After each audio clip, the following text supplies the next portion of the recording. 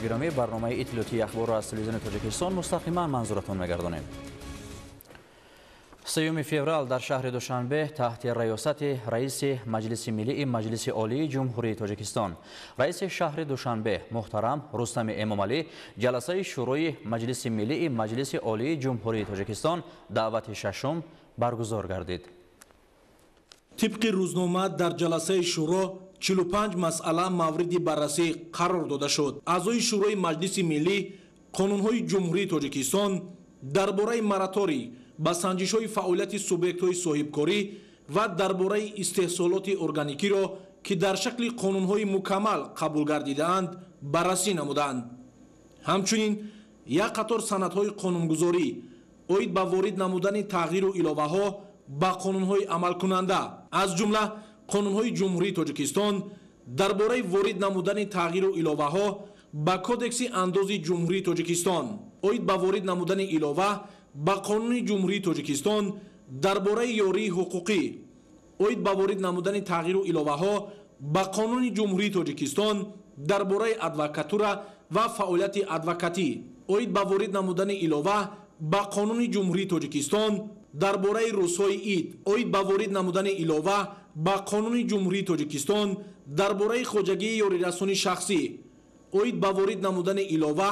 با قانون جمهوری تاجیکستان درباره خرید دولتی اوید به وارد نمودن تغییر و الоваҳо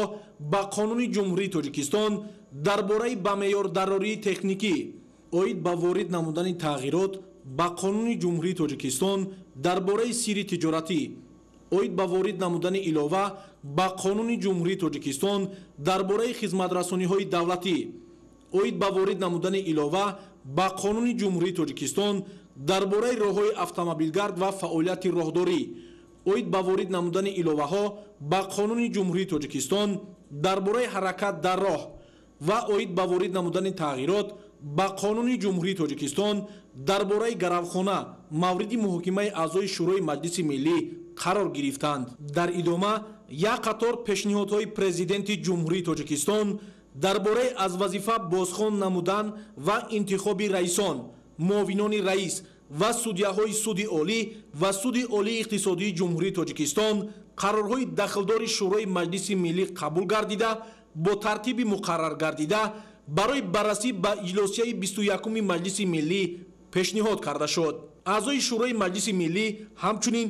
пешниҳодҳои президенти ҷумҳурии тоҷикистонро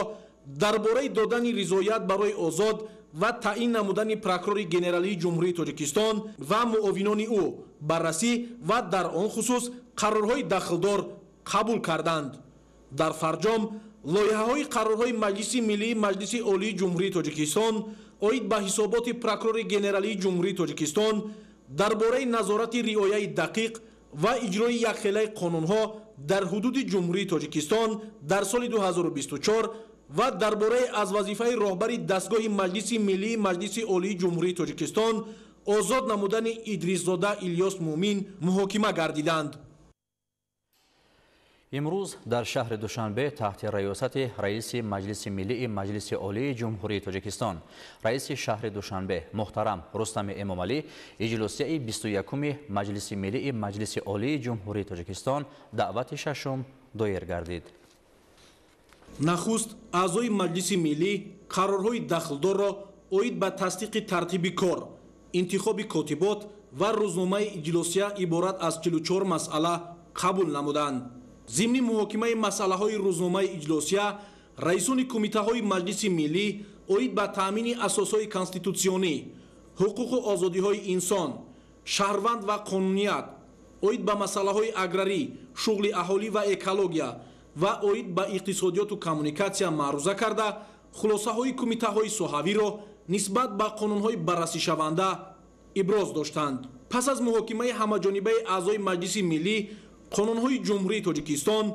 درباره مراتوری با سنجش های فعالیت سوبیکت های صاحبکاری و درباره استحصالات ارگانیکی که در شکل قانون های مکمل قبول کرده شده است. اینچنین قانون های جمهوری تاجیکستان درباره وارد نمودن تغییر و الоваҳо با کودکس انداز جمهوری تاجیکستان اوید به وارد نمودن الова با قانون جمهوری تاجیکستان درباره یاری حقوقی оид ба ворид намудани тағйиру иловаҳо ба қонуни ҷумҳурии тоҷикистон дар бораи адвокатура ва фаъолияти адвокатӣ, оид ба ворид намудани илова ба қонуни ҷумҳурии тоҷикистон дар бораи рӯзҳои ид, оид ба ворид намудани илова ба қонуни ҷумҳурии тоҷикистон дар бораи хоҷагии ёрирасони шахсӣ, оид ба ворид намудани илова ба қонуни ҷумҳурии тоҷикистон дар бораи хариди давлатӣ, оид ба ворид намудани тағйиру иловаҳо ба қонуни ҷумҳурии тоҷикистон дар бораи ба меъёрдарории техникӣ, оид ба ворид намудани тағйирот ба қонуни ҷумҳурии тоҷикистон дар бораи сирри тиҷоратӣ, оид ба ворид намудани илова ба қонуни ҷумҳурии тоҷикистон дар бораи хизматрасониҳои давлатӣ, оид ба ворид намудани илова ба қонуни ҷумҳурии тоҷикистон дар бораи роҳҳои автомобилгард ва фаъолияти роҳдорӣ, оид ба ворид намудани иловаҳо ба қонуни ҷумҳурии тоҷикистон дар бораи ҳаракат дар роҳ ва оид ба ворид намудани тағйирот ба қонуни ҷумҳурии тоҷикистон дар бораи гаравхона ҷонибдорӣ карда шуданд. Дар асоси пешниҳодҳои президенти ҷумҳурии тоҷикистон бо қарорҳои Маҷлиси Миллӣ Шермуҳаммад Шоҳён аз вазифаи раиси суди олии ҷумҳурии тоҷикистон бо сабаби ба кори дигар гузаштан, Мирзозода Рустам Пираҳмад аз вазифаи раиси суди олии иқтисодии ҷумҳурии тоҷикистон бо сабаби ба кори дигар гузаштан, Исҳоқӣ Амирхон Нусратулло аз вазифаи муовини раиси суди олии ҷумҳурии тоҷикистон бо сабаби ба синни ниҳоӣ дар вазифаи судя будан, Абдуллозода Зебонисо Файзулло аз вазифаи муовини якуми раиси суди олии иқтисодии ҷумҳурии тоҷикистон бо сабаби ба кори дигар гузаштан, Хайриддинзода Азизбек аз вазифаи муовини раиси суди олии иқтисодии ҷумҳурии тоҷикистон бо сабаби ба кори дигар гузаштан, Ализода Шодмони Шамс аз вазифаи судяи суди олии ҷумҳурии тоҷикистон бо сабаби ба синни ниҳоӣ дар вазифаи судя будан, Тағозода Абдуқаҳҳор Саидмурод аз вазифаи судяи суди олии ҷумҳурии тоҷикистон бо сабаби ба кори дигар гузаштан ва Қосимзода Сулаймон Оймаҳмад аз вазифаи судяи суди олии иқтисодии ҷумҳурии тоҷикистон бо сабаби ба кори дигар гузаштан бозхон гардида, Мирзозода Рустам Пираҳмад раиси суди олии ҷумҳурии тоҷикистон, Абдуллозода Зебонисо Файзулло раиси суди олии иқтисодии ҷумҳурии тоҷикистон, Тағозода Абдуқаҳҳор Саидмурод муовини раиси суди олии ҷумҳурии тоҷикистон ва Қосимзода Сулаймон Оймаҳмад муовини раиси суди олии иқтисодии ҷумҳурии тоҷикистон интихоб карда шуданд. Инчунин аъзои Маҷлиси Миллӣ пешниҳодҳои президенти ҷумҳурии тоҷикистонро дар бораи судяи суди олии ҷумҳурии тоҷикистон интихоб намудани Қурбониён Сафаралӣ Алихон, Амонзода Намози Шариф, Бобохонзода Асомуддин, Назарзода Даврон Қувват, Шукурзод Назрулло Тағайбобо, Саидзода Марзия Файзалӣ, Шерзода Ҷурабек Сангимурод ва Давлатзода Исмоил Раҳим, судяи суди олии иқтисодии ҷумҳурии тоҷикистон интихоб намудани Барозода Зумрад Маҳрамён ва Саидзода Зулфия Саид ҷонибдорӣ карда шуданд. Дар идомаи иҷлосия пешниҳодҳои президенти ҷумҳурии тоҷикистон дар бораи додани ризоят барои аз вазифаи прокурори генералии ҷумҳурии тоҷикистон озод намудани Раҳмон Юсуф Аҳмадзод бо сабаби ба кори дигар гузаштан, аз вазифаи муовини прокурори генералӣ сарпрокурори ҳарбии ҷумҳурии тоҷикистон озод намудани Воҳидзода Ҳабибулло Саидулло бо сабаби ба кори дигар гузаштан, ба вазифаи прокурори генералии ҷумҳурии тоҷикистон таъин намудани Воҳидзода Ҳабибулло Саидулло, ба вазифаи муовини прокурори генералии ҷумҳурии тоҷикистон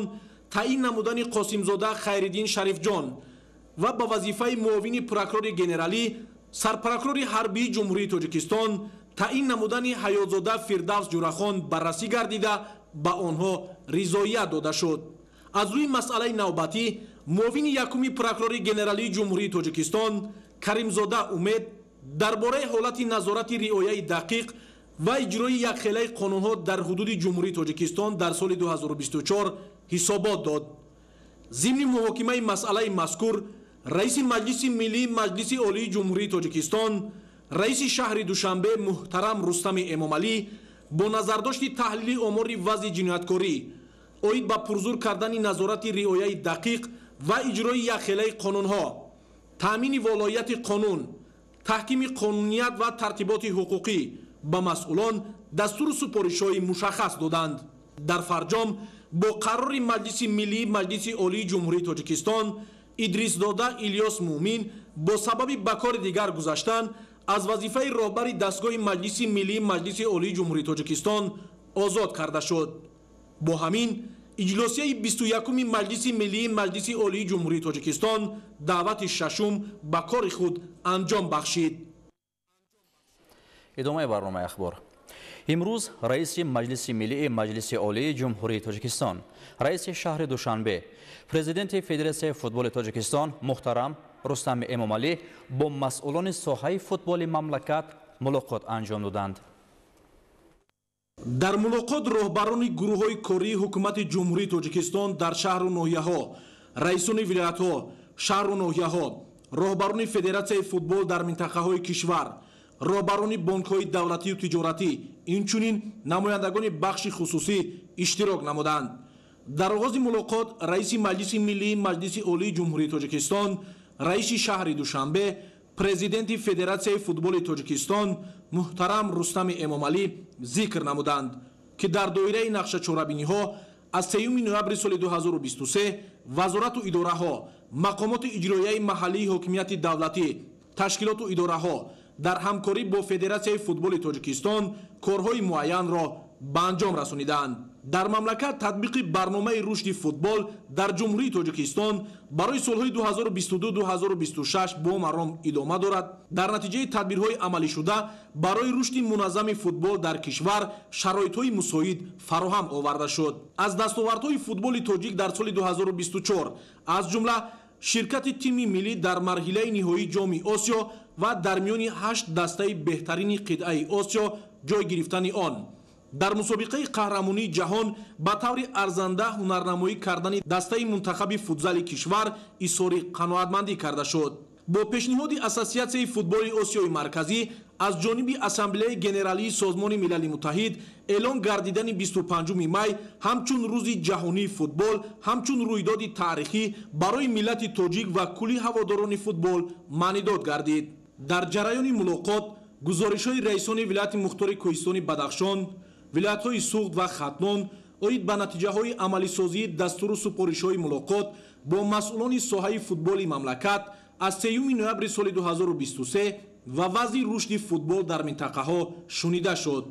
дар фарҷоми мулоқот раиси маҷлиси миллии маҷлиси олии ҷумҳурии Тоҷикистон, раиси шаҳри Душанбе, президенти Федератсияи футболи Тоҷикистон муҳтарам Рустами Эмомалӣ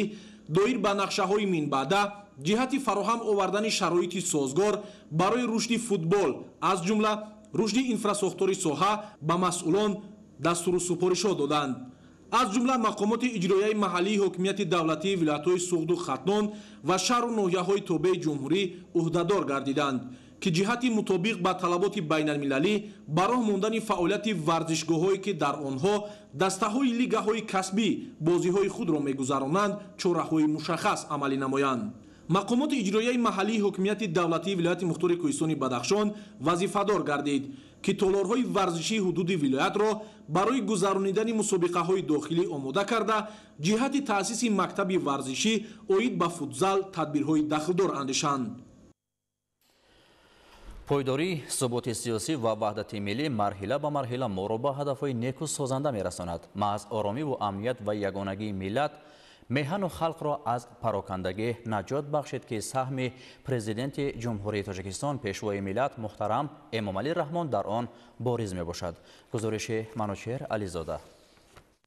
муҳимияти таҳкими сулҳу субот, ваҳдати миллӣ, болоравии нишондодҳо дар ҳама самтҳои давлатдорӣ дар ҷумҳурии Тоҷикистон барои аҳолии кишвар, ҷомеаи ҷаҳонӣ ва афроди ватандӯст мисли авроқи сафед ва рӯзи рӯшан маълуму муайян аст. барои чӣ? барои он ки бе сулҳу субот, бе амнияту осоиш ягон фаъолияти корӣ на танҳо шаҳрвандон, балки бунёди давлатҳои мутараққӣ ғайриимкон аст. барои он ки ҷомеа рушд кунад, инсонҳо ҳаёти осоиш дошта бошанд, дар фазои осоиш, сулҳу субот кору фаъолият кунанд, пеш аз ҳама албатта оромӣ, сулҳ, амният бисёр ҳам муҳим аст. воқеан ҳам вақте ки мо осоиш мегӯем, امنیت میگوییم، صلح و ثبات میگوییم. همه اینها همبستگی دارد به آینده درخشان انسان ها. در کره زمین امروز هر جایی که صلح است، آسایش است، دوستی است، وحدت و یگانگی است، در آنجا پیشرفت است، سازندگی است، مردمانی خوشبخت زندگی میکنند. و آن منطقه هایی که چگونه که همه روزه ما شاهد میگردیم، آن منطقه هایی که در آنجا جنگ است، یعنی جدال است، ناآرامی است، حیات مردم بسیار ناگوار است و بسیار بدبختی ها نسل انسانیت ها در آن جایها خوب فرا گرفتند. маҷрӯи пуртуғиён, набзи пуртапеш ва вазъи зуд-зуд тағйирёбандаи замон барои шахси рӯшанфикр аён аст. аммо мутаассифона дар ҳама давру замон буданд ва ҳастанд афроде ки садоқати асил, заҳматҳои аҳлона ва муҳаббати самимонаро нисбат ба ватан нодида мегиранд. кадом тоифа чунинанд? ин тоифа ҳамон тоифае мебошанд ки манфиатҳои миллии хешро намешиносанд ва ба хотири пиёда кардани манфиатҳои хоҷагони хориҷии хеш кору фаъолият менамоянд. воқеияти ҷамъиятии мамлакатҳое ки дар он ҷо